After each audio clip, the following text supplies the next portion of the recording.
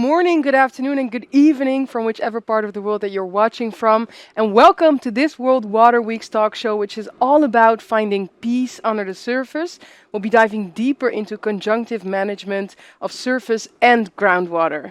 Now, I'm very delighted to have you here with us today. My name is Hajer Yacoubi. I'm a former United Nations Youth Representative for the Netherlands, but I'm above all very delighted to be your moderator for these upcoming 20 minutes. So whether you're joining us here in the room in Stockholm or whether you're watching online from home, wherever you are in the world, thank you so much for being here because it always underlines the importance of the topic that we're going to discuss. And that is not just any topic. Today we're going to be diving deeper into the importance of managing both surface water and groundwater together instead of separately. So why is that important? How does it ensure that we get closer to water security? And what are some real-world examples that we can draw wisdom and lessons from to also implement this further in the future? That and more will be discussed, and I won't just do that by myself. I'm very honored to have a stellar panel of experts in our midst here with me to help me explore that topic. So let me turn to them. A warm welcome to all of you. First off, I want to welcome to the stage Marta Vaneca Sanchez. You are a hydrogeology specialist at Deltares, and thank you so much for being here. Thank you. Then we also have Kevin Peterson in our midst, who is a business development consultant at the Southern African Development Community Groundwater Management Institute. Thank you. Very warm welcome to you. And last but definitely not least, we have Jiang So, Chair of the Technical Committee of the Global Water Partnership. Very warm welcome to you. Thank you. Now, I already mentioned it in the beginning. We're going to be talking about conjunctive management of surface water and groundwater. Not just a topic you hear about every day. So I actually wanted to start with you, Marta. Maybe could you explain to us more what sort of prompted the specific decision for this topic as a talk show for today? Yeah, well, first of all, because it's not a topic that is very well known. Yeah. So we thought this is a very good platform to present it and to raise awareness about its existence as a very relevant strategy. And then also it is not widely adopted, probably because it's not so known what it is. Well, it is exactly like a strategy that can help increasing resilience and water security. Yeah, for sure. And then maybe you say it's a topic that is not as well known, which is always a good reason to bring it under attention. But that's not the only reason, right? Because it can have an incredible impact on the way in which we're managing, blue water, green water, or even our water management system in its totality. So can you maybe help us understand a little bit better when we say conjunctive management of surface and groundwater? What do we explicitly mean? What should we think about? Yeah, currently in many places in the world where there is a dry season and a wet season, and surface water and groundwater is available, both resources are used, but it's done in an ad hoc way. And here what we mean when we talk about management, conjunctive management, we mean that both resources need to be understood, the dynamics and the characteristics of these resources. We need to understand the interaction between them. Right. We also need to understand the demand of both resources, which users need them and for which uses and why. And then you can start planning for a combined use of these two resources and management. So that's that we mean. And often you see plans for surface water, plans for groundwater, but there are almost no integrated plans long term. So increasingly there is like a practice of this strategy, mostly through managed aquifer recharge. That's what we should see here in the slide. There are many ways of doing it, and that's very positive to see, but it's still not really widely integrated in integrated water resources management. Which is weird, right, when you come to think of it, because, I mean, you already displayed, we need to sort of like know the totality of the demand, the usage, they interact a lot with each other, yet still we're sort of operating in silos. That's correct. And it happens also often because there are different institutions that are responsible also for both resources. And because traditionally, first you use the resource that you have most available. And when that one is scarce, then you go and use the other one. And then that's done in an unplanned way. And definitely separately. That's interesting, I mean, that already speaks a bit to the relevance, but Kevin, I wanted to go to you. I mean, from a groundwater management perspective background, how would you sort of speak to the relevance of conjunctive management? Yes, thank you for the opportunity to form part of this discussion. I think it's a smart strategy for water security and adaptation to climate change. So I think, firstly, that is one of its most important relevance. The issue of drought cycling, the issue of seasonal cycling, and the potential of using the resources conjunctively means that we can overcome periods of drought. Yeah. And also issues of floods and how to handle floods through using the resource conjunctively.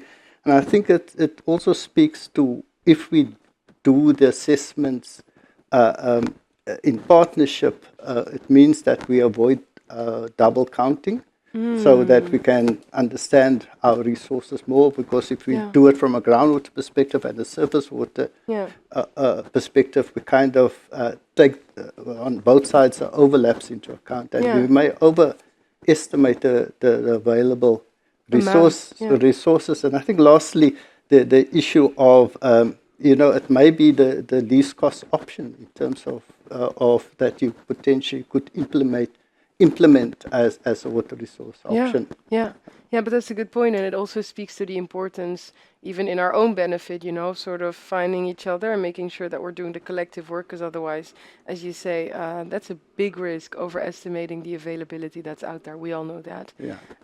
Jay, I want to go to you next, because we're really speaking to the relevance, right, about this. But when we talk about the sort of conditions under which the relevancy becomes even bigger, how would you sort of look at that? Well, I guess there are a couple of ways that you can think about what are the necessary conditions. Right. The one, it could be urgency. There are countries, 2/3 of the world face severe issues of water scarcity. Yeah. And so these are real kind of urgent conditions. But the second and third conditions could be governance. So because different agencies in different countries manage these different types of water resources, the coordination and the awareness for the need of coordination is also varies. So improved awareness about the necessary governance conditions. And then the third is, what are the key benefits of conjunctive water management? I think at the moment we're trying to train a lot of countries in terms of this tool exists. Right. But I'm not sure how much we're doing to actually say, if you do this, here are all the benefits that come to the country. Do you think that that's a big bottleneck currently, that people are not as persuaded or motivated to do it because of the fact that the benefits are not as visible? Or? Well, there are two things. One is people sometimes are motivated by fear because of the lack of water. Yeah. But also people are motivated by the potential that something could happen. Yeah, so that plays into it. Okay, I want to dive with you all a bit deeper into implementation, right? So when we talk about this practice, not very widely adopted or even known yet, I think it's even more relevant and good to look into some case studies, some examples out there. So maybe, I don't know, Kevin, if I can start with you, do you have any examples that you can speak to where this is directly being implemented? So when I started my career as a young hydrogeologist many years ago, I worked on the Atlantis Water Resource Management Scheme, and it is a form of a managed aquifer recharge, which is a form of conjunctive use. And there we use the recycled wastewater and stormwater to augment the natural yield of the aquifer system. So we basically were able to provide more people water to the specific people. Right. What we've also done is, for example, import surface water to improve the quality of the national groundwater, and through a planned process, we were able to ensure that the community has got a sustainable water supply. Right. And during our drought, this was instrumental to kind of keep the taps flowing, so to speak. And now it's being implemented as part of our water strategy within Cape Town to kind of further it through building additional water supply schemes. Oh, wow. Okay, so it's also something that you're like actively working towards implementing more in the future. Yeah. Yeah, that's amazing to hear and good examples.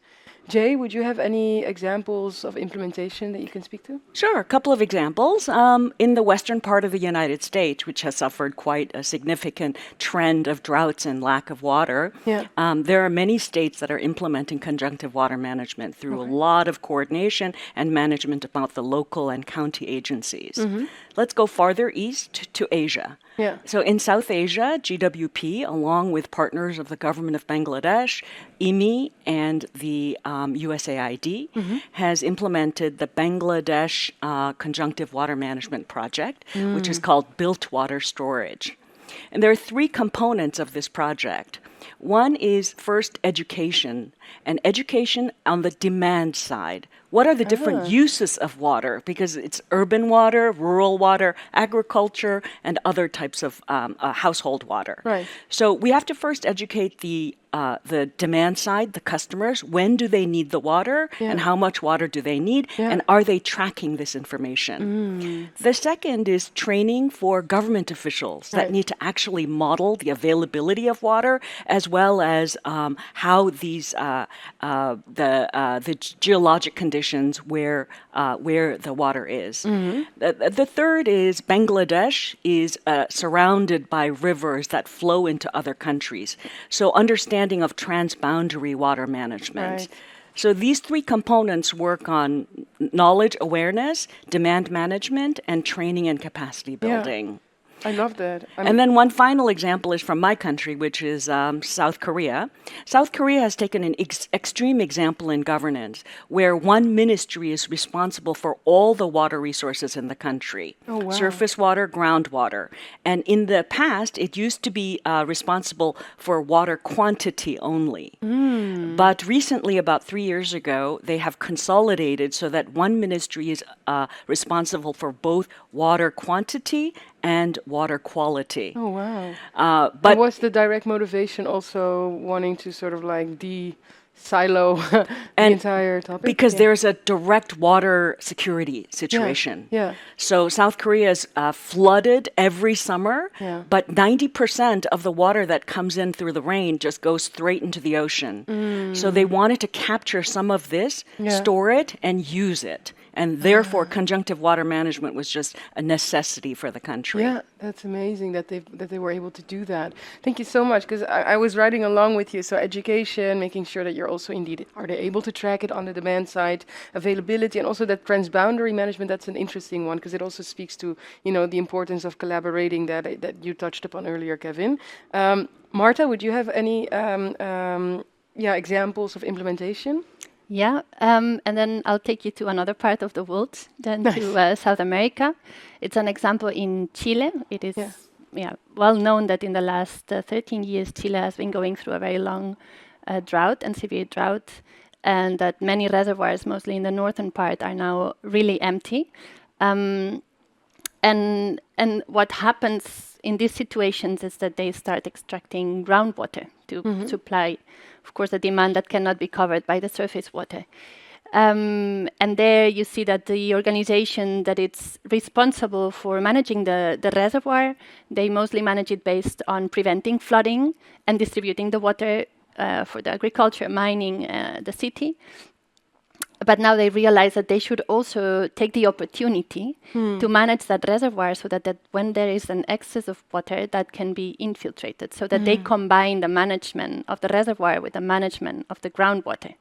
Otherwise, they are missing an opportunity to increase the resilience for the area, which is absolutely necessary to maintain the economic development of that area. Yeah, for sure.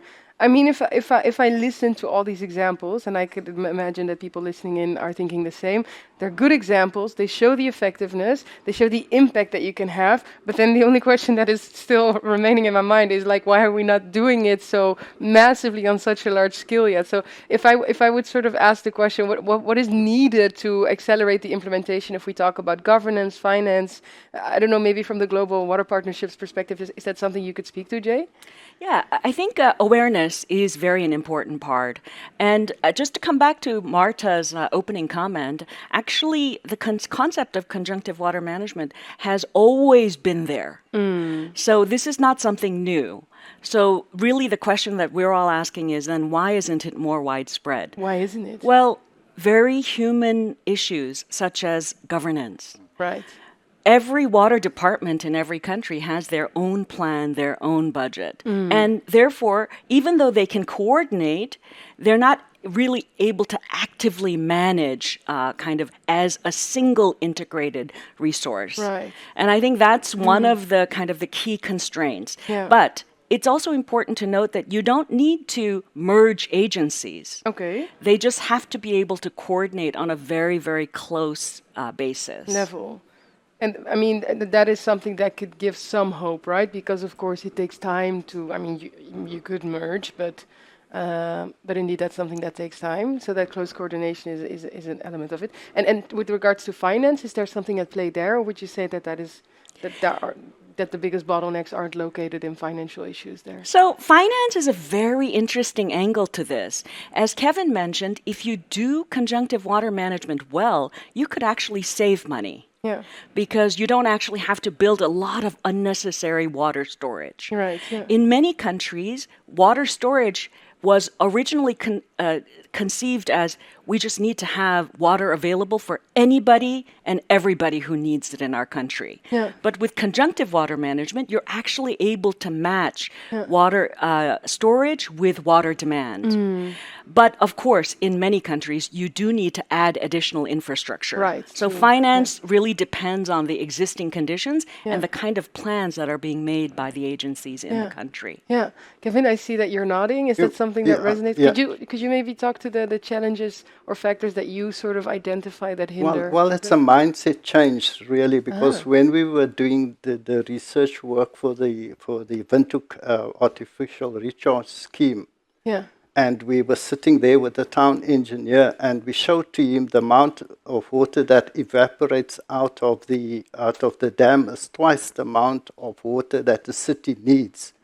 And if we are able to recharge that surplus water into natural-based infrastructure, it then becomes a form of water banking, and that is the aha moment for that particular town engineer. Right. Then he started to support the implementation. So it's about awareness, it's about advocacy, it's about knowledge around the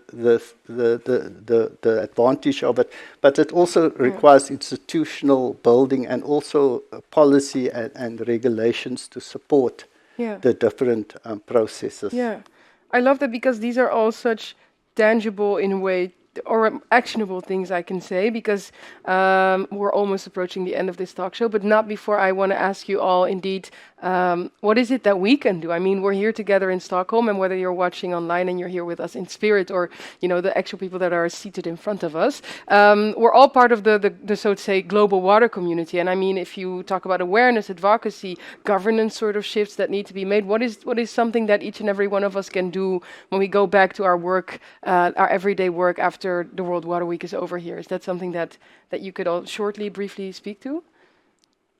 Jay, would you like to go first? Okay. Yeah? I think the issue of the critical need for conjunctive water management, as well as the benefits that have been yielded. So a World Bank study in 2006 showed that the incomes of farmers in India rose by 26% after conjunctive water management. Oh, wow. So that's a direct impact that can be tracked. Yeah, and so that needs to more be success showcased. stories that can be shown from the conjunctive water management schemes that are already ongoing, I think can really show countries, there's a huge benefit. Right, so that's the first one, showcasing success stories. Kevin? Yeah, it's fighting the good fight, being a leader, showcasing the good examples out there, and just being a champion for the cause. I love that, having a leadership mentality.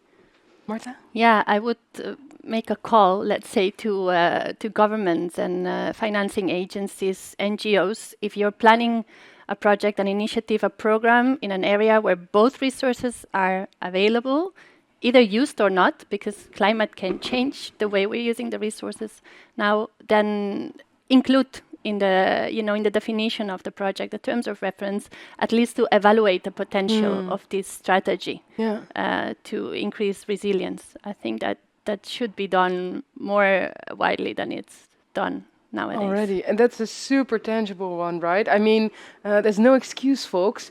We got individual level recommendations, we got systems level, organizational level. So I would say enough work for us to do. Thank you so much for sharing all those insights and all your expertise. And to our audience, I want to say thank you so much for listening. Thank you.